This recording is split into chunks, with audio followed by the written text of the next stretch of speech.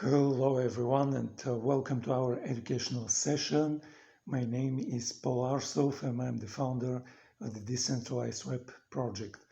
I will talk about this and other projects that we're working on in the end of this presentation.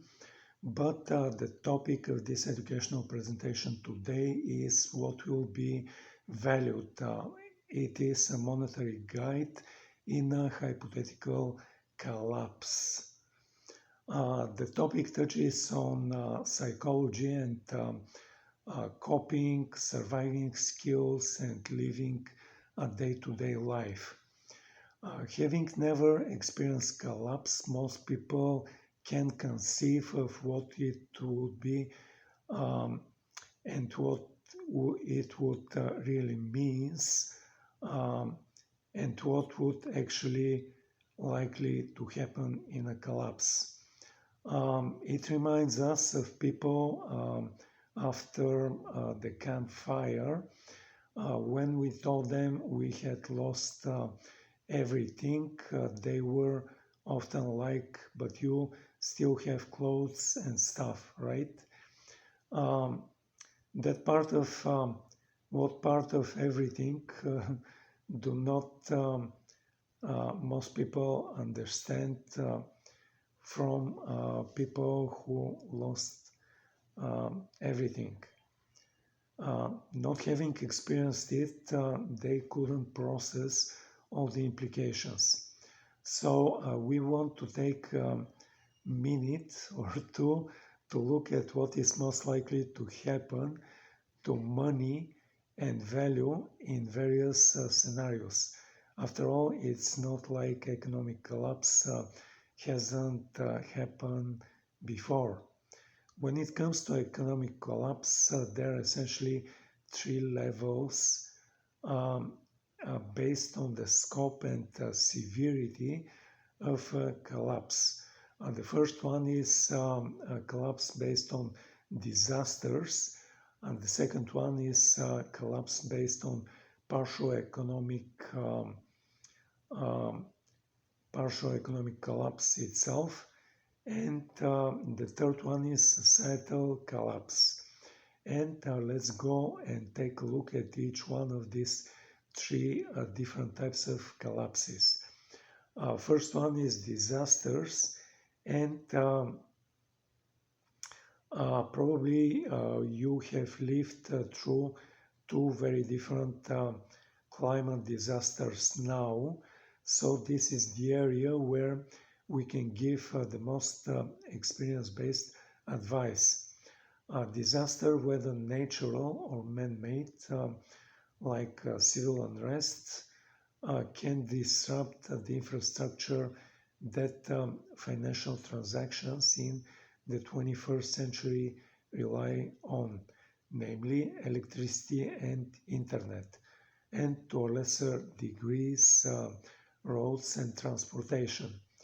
The key to a disaster is that it is a disruption of the economic system, generally local in nature, that has little direct effect on the overall stability of the system. So, for example, after Hurricane Helen, there wasn't power, cell service, or internet within 60 miles of specific locations. Roads were often blocked by trees or washed out all over the place. People were isolated in ways that we aren't used to in our very connected 21st century world.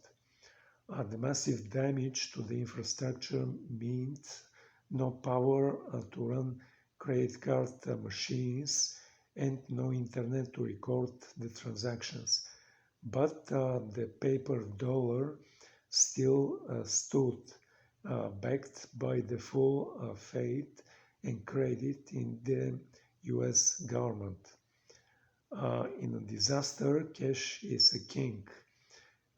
In this type of disaster, specifically, With power and internet out, it is the only thing that will work. Keep enough on hand to buy food, water, and gas for a couple of weeks. Pro tip, nobody wants your $100 bill in a disaster. So keep your cash in ones, fives, tens, and 20s. The smaller, the better. People will like you more, especially people who have the goods. Um, what about credit and debit cards? Unless there's electricity, these are useless um, unless, as we said, there's power and internet. Both generators and Starlink are becoming more common, so some places might still take plastic. After Helen, we started seeing places accept a credit card about a week after the storm. What about stock and bonds? They're worthless in this type of disaster. Though they may be liquid in a financial sense, they aren't liquid in a disaster. You need your broker to transfer it to your bank account, send you a check, or write you uh, um, do a wire for the money to your bank account. After Helen, when all power, internet, and access infrastructure was destroyed, there was no way to get that cash to you. What about cryptocurrency? You're kidding me, right? The issues with crypto are the same as with credit cards and stock in a disaster. And worse, nobody takes freaking Dogecoin or whatever the hell you waste your money on. So you have to turn it into cash first, which means access to a crypto exchange or a Bitcoin ATM, neither of which are available when there is no power or internet. Um, what about physical gold? It is less than useless. Uh, it's actually a liability for a number of reasons. One, it is heavy. In a flood, it will land at the bottom of the river. Good luck finding it.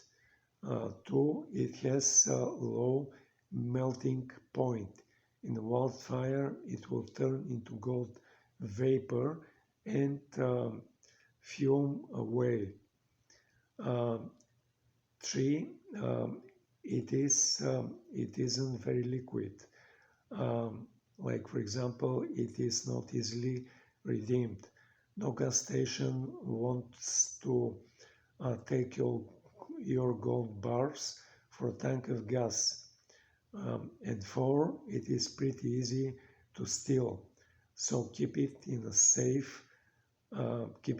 safe is an issue. And finally, you need an assessor or professional appraiser to determine the actual value of the gold.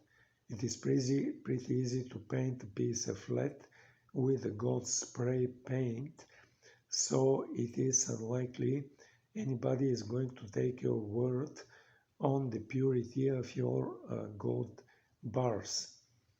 But what about barter? Small scale barter definitely takes place after a disaster. People helping their neighbors, sharing, trading food and supplies. Generally, in a short-term disaster, people just give any extra they have to others, which falls under community. But some trades also does occur. The money economy begins to return pretty quickly, however, so barter tends to fade fast. And what about community? Community is the only thing that holds value in all scenarios.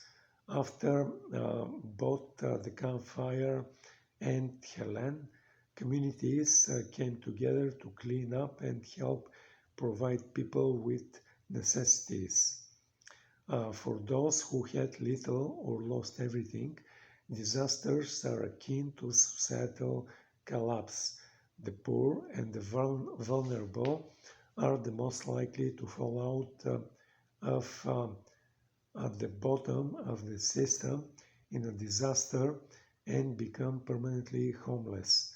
Community is the only currency available for these people. So, like after looking at this type of collapse, let's go to the second type of collapse, which is partial economic collapse. The partial economic collapse is when the economy falters, but society does not totally collapse. The Great Depression is the most well-known example, though there have been numerous other examples throughout history. The causes of partial economic collapse can be anything from political corruption and kleptocracy to war, resource depletion, greed, massive debt, government overspending, inflation of money supply, austerity programs, and so on and so on. One of the main signs of PEC is often hyperinflation. Other signs include reduced economic productivity leading to layoffs, stock market losses, which are an indicator of both in faith in the future of the economy. In almost all cases, the value of money is diminished, and where the impact of disasters on the monetary system may last a week, the impact of partial economic collapse can last years to decades. However, societal systems still survive. There are shops and markets and services. There is still some sort of government and societal order, despite perhaps widespread unrest. Hyperinflation can quickly wipe out the value of cash savings. In some cases, hyperinflation can devalue a currency by as much as 50% per day. In a single week, $1 would become worth a penny and a half. So cash can become highly problematic. In some cases, people try to convert their money into other, more stable currencies, as happening during the Argentine Great Depression at the turn of the millennium. However, since the US dollar is de facto global currency, rapid deflation of the US dollar itself would likely cause the collapse of most world currencies, so a currency conversion would probably not be very effective. Since credit and debit cards are generally tied to a specific currency, they would suffer a similar fate. However, when hyperinflation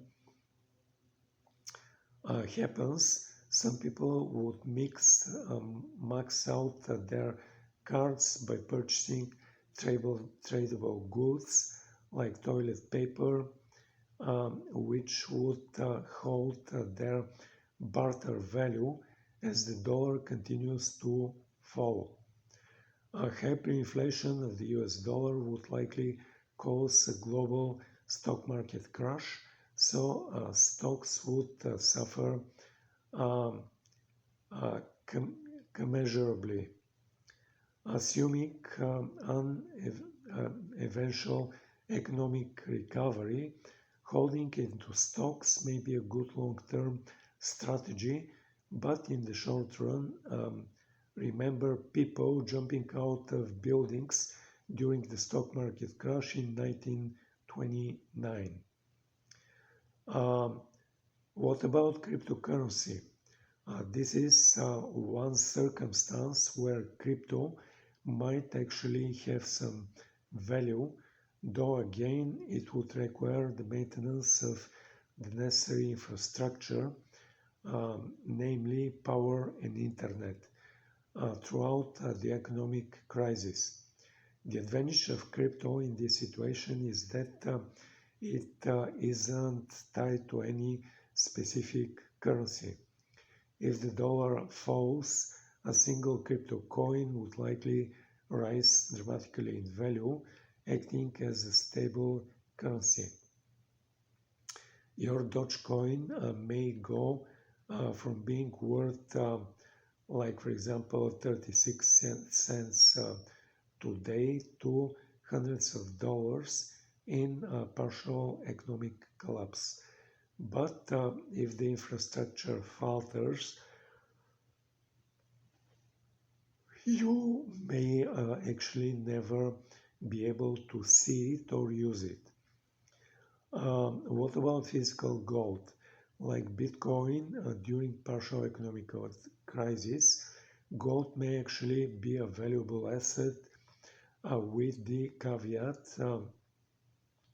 that it is not very liquid, requiring an assessor or a professional appraiser to determine the actual value of your gold and some way of converting this gold into cash or actual goods. Um, the hassle of having to convert gold, as well as the fact that having physical gold on your person would make you a target, makes it a less desirable option. In the partial economic collapse, the traditional money-based economy falters, and the people will turn to barter for necessities. In the beginning, people may sell off or trade their possessions for necessities, but at some point people have to begin producing tradable goods and or services to survive. That may mean something akin to your current job for food and supplies instead of money, or cleaning people homes in exchange for necessities. It might mean having a tradable skills like welding or woodworking. It may mean having useful knowledge like herbal medicine. In severe partial economic collapse, barter becomes a significant part of the economy. As the money economy falters, more and more people become poor and unable to provide for themselves. This is where community begins to play a bigger role. Community can be everything from your family to your neighbors to your church members. If fairy tales are your good thing, to your model train club, to your anarchist uh, mutual aid group, and so on and so on. Community is people you know with whom you share something in common, who are willing to help each other in time of need. Mostly now, we don't need community. People are paid to feed us, to provide us with necessities. But when things go south, we will need people who are willing to help us, share with us, support us without a monetary incentive. Evolutionary, this was the chain or the tribe's role. This is how we survived as a species. We're still tribal, and when things go tough, humans retreat to their tribe. Um, like there, if we happen to study the histories of various hippie communities and international communities, um, like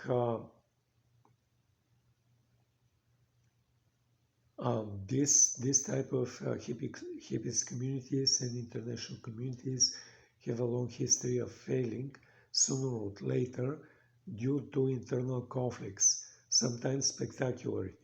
And the ones that do persist, well, they actually don't want you, and you would likely find them kind of strange. And why? Because they have created an insular culture born of isolation and share common internal experience. That shared internal experience and insularity bonds the members of these communities. Their own culture with their own history and stories. Uh,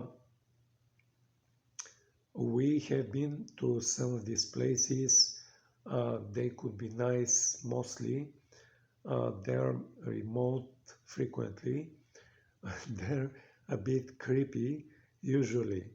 It is very, very clear that you're an outsider when you go there for the first time. And there are clans or like strongly set maybe cults. Um, that's what holds them together. You are not part of the clan, or if you join a cult, you sign for this for the long term. But regardless, communities of some sort and to some degree, not necessarily full interdependence, are vital to surviving in partial economic collapse. Uh, whether it is just a neighborhood pulling together to support local vendors who are also family and neighbors, or strangers helping those in need, community is the most robust currency at all. You will need a way to build some semblance of that, fully understanding that all but the closest communities, families, and clans have limits. So now we turn to the third type of disaster and the third type of collapse, and this is societal collapse. Societal collapse is the most complete breakdown of governmental, social, and financial systems. Any economy that remains is a survival economy.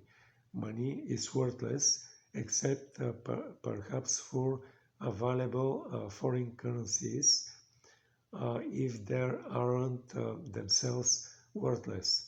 Outside of war and the occasional genocide, few people have actually experienced societal collapse in this century. Certainly nothing like the fall of an entire civilization. But given how we have degraded the Earth's ability to support us, it is possible that we could witness this in our lifetimes. In societal collapse, cash will have no value. It is possible that stable foreign currencies may become de facto the standard if they actually exist, as sometimes happens after a war. But that is unlikely in the US given the size of the country and the fact that the US dollar is already the current world reserve currency. The only value credit or debit cards will have is whether you can do a rectangular piece of plastic, uh, like for example, pick your teeth with it or something. Credit cards are based on a government currency, and if currency has no value, then neither will credit or debit cards. In addition, the infrastructure required to use credit or debit cards is likely to be either gone or highly damaged, so they won't be usable in any case. What about stocks or bonds? When social, governmental, and financial systems collapse, so does the faith in the value of the future, which is all stock markets, which is what all stock markets actually are. So yes, your stocks would most likely be worthless. What about cryptocurrencies? As with partial economic collapse, this one depends partially on the scale of the collapse. But even assuming that your Dogecoin still has value in like uh, like if you have access to internet and it shows you um, um, like some value you can convert it for. With the collapse of the required infrastructure, you won't be able to actually access it. And what are you going to convert it to if there is no actual functional currency? So the crypto is going to be less than worthless if the currency is actually worthless. Um, Physical gold may retain some value as a rough form of currency, but once again its illiquidity and the danger of possessing something so valuable uh, makes it a less than ideal choice. In a total societal collapse, finding a reputable appraiser would be unlikely, and people are going to be much more interested in obtaining food than a bit of glitter. So most people would pass, even though gold may hold may be real. Your gold may be real and may hold some value. Um, Without a common currency, virtually all trade will be barter-based, so having something you can produce like food or needed skill or service, uh, for example, sewing, would be vital. You might want to think about taking up a useful hobby like gardening. It might become your means of survival someday. Societal collapse will return us to the Stone Age economy and to Stone Age economy and community. Everything we said before about communities will be 10 times more important. Ultimately, community is the only way to survive societal collapse. Without currency, someone would need to grow your food and be willing to give it to you. Someone will need to help you uh, touch your heart against the rain. Someone would need to be willing to treat your infected cat. So that's community. As things get worse, the migrations is from cash to barter to community. You can skip stocks, crypto and gold altogether without missing out on a damn thing. So you see um, what this presentation told you saved you from having to read uh,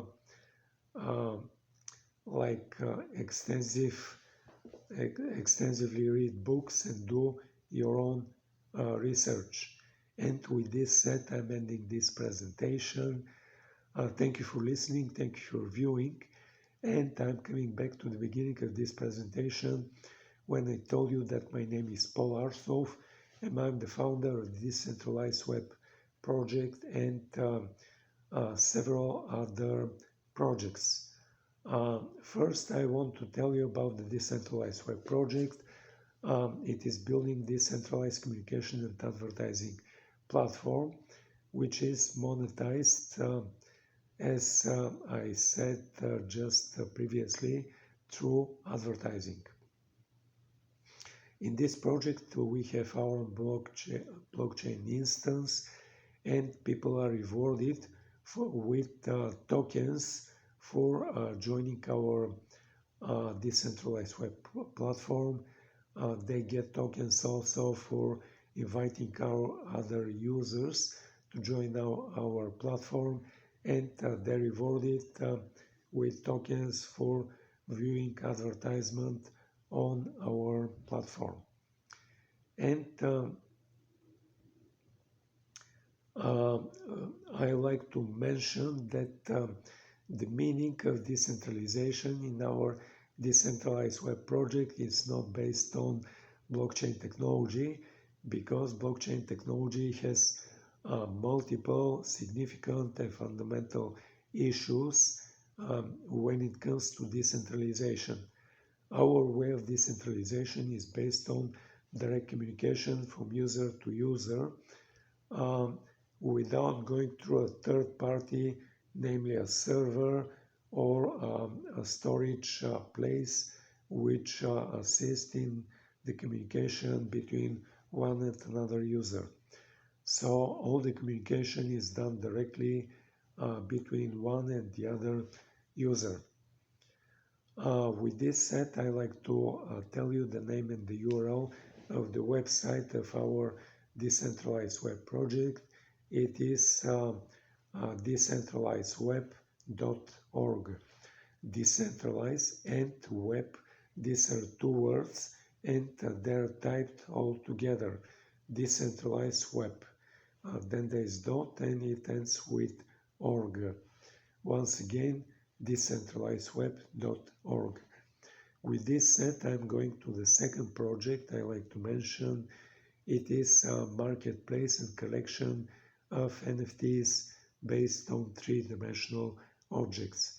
With three-dimensional objects, you have to have, or the project, it has to have software engine which can actually read the file of the 3D object. Then it has to open a window, then it can load and display the 3D object. From the very beginning of our 3D NFT project, we decided to build our own 3D software engine, and as I mentioned, our own 3D software engine opens, reads the file of the 3D object, it opens a window in a computer screen, it loads and displays the 3D object, and then it starts moving it in a random way, in a sense animating the 3D NFT around the window it did open. But in addition to these basic capabilities that I did mention, Our 3D NFTs has our 3D NFT software engine has multiple additional capability. The first additional capability of the 3D NFT is the capability of speaking. The 3D NFTs can speak in one of three different voices. The 3D NFTs can speak either in a male voice or in a female voice or in a whisper kind of a voice. In addition to the three basic voices, there are three different flavors of voices. A voice can be spoken in a normal speed fashion, or in a fast speed fashion, or in a slow speed fashion. So if we take a male voice and it is spoken in a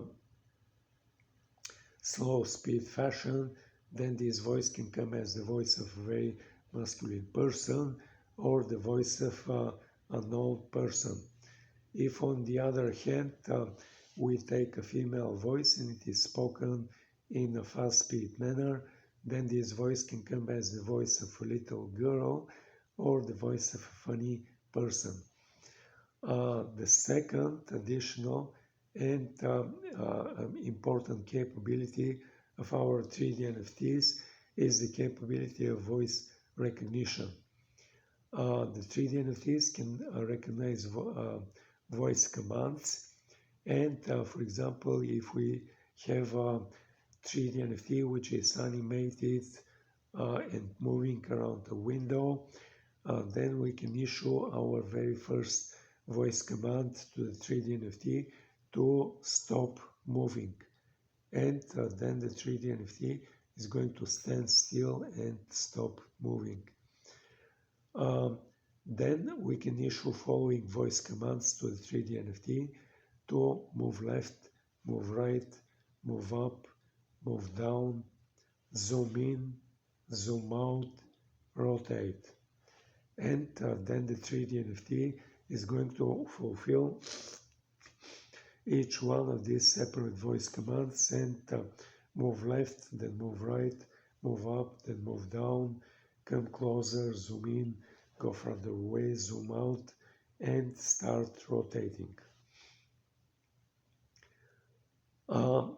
The next additionally important capability of our 3D NFTs is the capability of them having a basic artificial intelligence.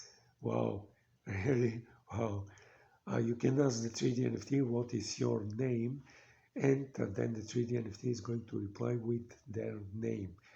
You can ask the 3D NFT who are you, and then the 3D NFT is going to reply in few sentences of who they are. You can ask the 3D NFT to describe something. For example, describe Web3 or describe decentralization or describe Russia.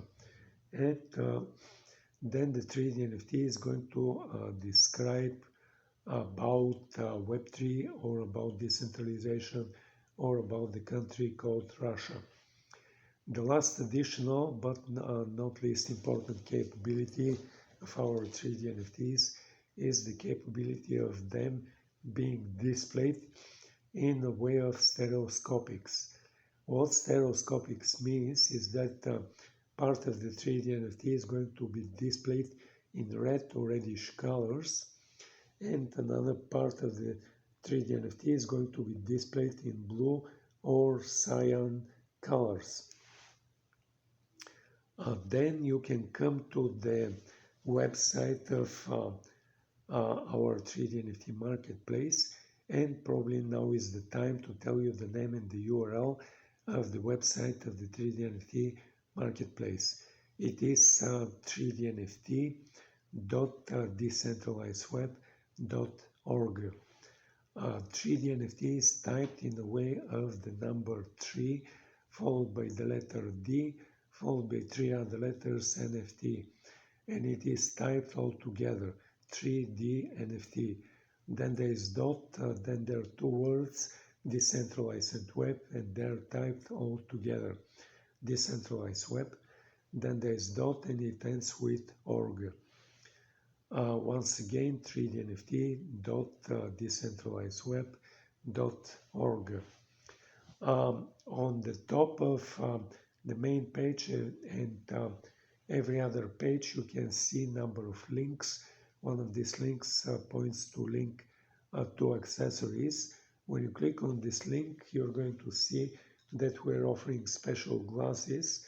You can click and order one pair of these glasses, and when you receive these glasses, you're going to see that one lens of these glasses is red and the other lens of these glasses is blue cyan. Then you can put these glasses on. You can request displaying the 3D NFT in a way of stereoscopics, and then you're going to see the 3D NFT as coming out of the flat two-dimensional computer screen, and you are going to see it in real 3 dimensions. With this said, I'm ending talking about the 3D software engine, but I like to tell you a little bit about the 3D NFT marketplace. In our 3D NFT marketplace, we have our own blockchain instance. It runs Ethereum software, and it is the same software which runs Ethereum mainnet. It runs Binance Smart Chain. It runs Polygon Matic Chain. It runs Avalanche Avax Chain, and it runs multiple other famous and not so famous blockchains. By having our own blockchain instance, then we are freeing our users from paying gas fees for the transactions of deployments of the smart contracts for non-fungible tokens, and our users do not pay gas fees for the transactions of transfer of ownership from one user to another user. In this way, by having our blockchain instance, then we offer our users to pay for purchase and receive proceedings from sale, not just in a single crypto coins, but in multiple crypto coins. Currently, the choices include 4 different crypto coins, namely Solana Sol, Polygon Matic, Avalanche Avax, and Qcoin, which is a big centralized crypto exchange. They have a coin called KCS.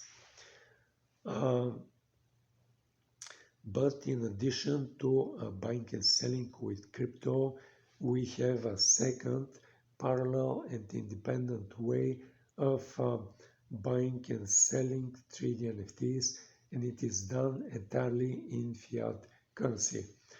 Let's say you are a user, you come to our 3D NFT marketplace, you click on the composite image of the first collection, and then you see all of the NFTs listed one after another. Let's say you see one 3D NFT that you like, you click on it, and then you're going to see a short video of the 3D NFT as it is moving, and then you see a drop-down menu which is asking you to choose between purchase, what to purchase what, between 4 different crypto coins, and a fifth choice of paying with fiat currency.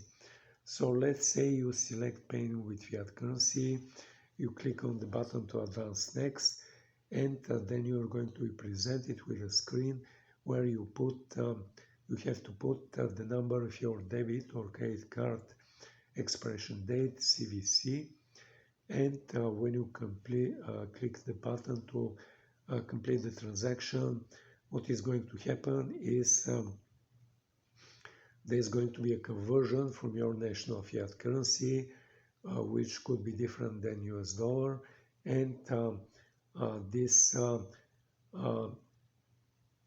transaction is going to convert from your national fiat currency to US dollar, and deposit the payment in our bank account in US dollars. Then we are going to follow this action with the second action and transfer of the initial ownership from our 3D NFT marketplace to you, and now you become user of this 3D NFT. So let's say you play with this 3D NFT for a while, and at some point you decide to put this 3D NFT for sale. You decide on the price you want to put the 3D NFT for sale, and let's say there is a second user who comes to the 3D NFT marketplace. They browse through the collection of the 3D NFTs, and they see in particular the 3D NFT that you put for sale. They're going to go through the same choices of choosing between crypto and fiat currency, payment with crypto or with fiat currency. And let's say they select payment with fiat currency. And then what is going to happen is they are also going to be putting their number of their debit or credit card expiration date, CVC, and when they push the button to make the payment and complete the transaction, what is going to happen is there's going to be a conversion from their national fiat currency, which could be different than US dollars, and it is going to be deposited in US dollars in our bank account. Then we're going to be transferring the ownership from you to the second user, and now the second user becomes current owner of this 3D NFT. And we're going to follow this with a third action, and there's going to be a transfer from our bank account and conversion from US dollars to your national fiat currency, and this transaction is going to be deposited in your bank account in your fiat currency for the payment of the sale of the 3D NFT. And with this said, I'm ending talking about this second project. I'd like to mention the third project that we're working on.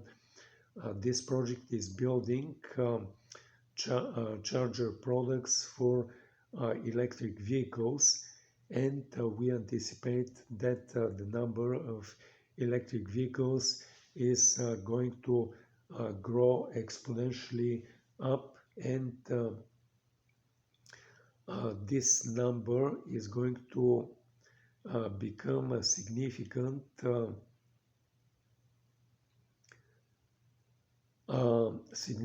problem for the way currently electric vehicles are charged.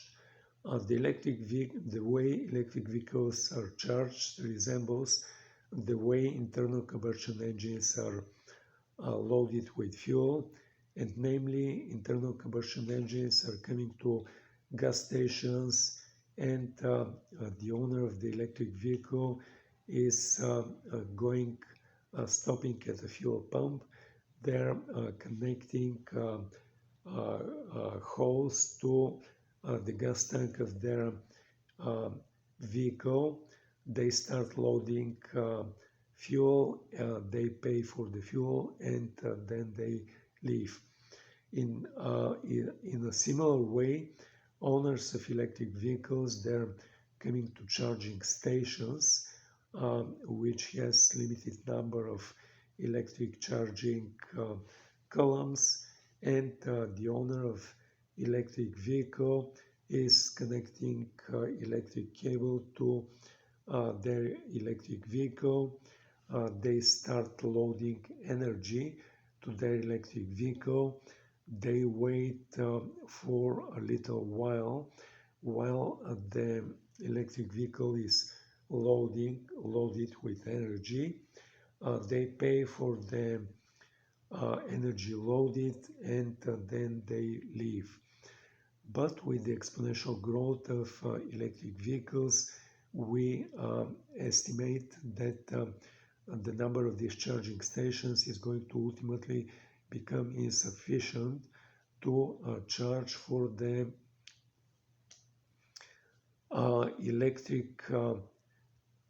for charging of the electric vehicles. So what we are proposing is the parking lot model, and many of the electric vehicle owners, they are living or they're going to be uh, getting electric vehicle, and while still living in a high-rise residential building, and this high-rise residential building would be having a ground floor parking lot or multiple underground floors of parking lot for the for the vehicles of the residents in this building. So what we're proposing is like outfitting these parking lots with uh, charging products like the ones that we're building, and these charging products could be mounted at the parking lots, and they could provide 2 or 4 electric cables, and the owners of electric vehicles, when they come in the evening from work, they could connect electric cable to their electric vehicle, and leave their electric vehicles charging uh, and being charged during the evening, during the night, and early morning, while still at uh, like while the owners are at home. But many of these electric vehicle owners, they're working in high-rise office buildings, which are outfitted in the same way with ground floor parking lot or multiple underground floors of parking lot. In the same way, the owners of this vehicle, they could leave their vehicle to charge during the morning, during the afternoon, and early evening while they're still at work. So now probably is the time to tell you the name and the URL of the website of this project. It is power.rstack.com. Power is the ordinary word for power, then there is dot, then there is a word which I can spell it letter by letter. It's Alpha Romeo Sierra Tom Echo Charlie Hotel. Altogether rstack, then there is dot, and it ends with com. Once again, power.rstack.com. On the website, you're going to see an article which describes gas station model versus parking lot model, and it provides very significant details on the products that we're building, and also the website contains 3 different surveys on hardware, on software, and on features, which you can fill and tell us about products which could be customized to fit your requirements, or products that we could potentially build to fit your future requirements. And with this said, I'm ending talking about this third project. I like to tell you about the fourth project that we are working on, and this fourth project is building artificial intelligence agent, or like it actually provides a way to initiate and start the interaction between 2 different AI entities. These AI entities, they're outfitted with their own large language model, which could be different from each other. They're outfitted with gender, with voice, and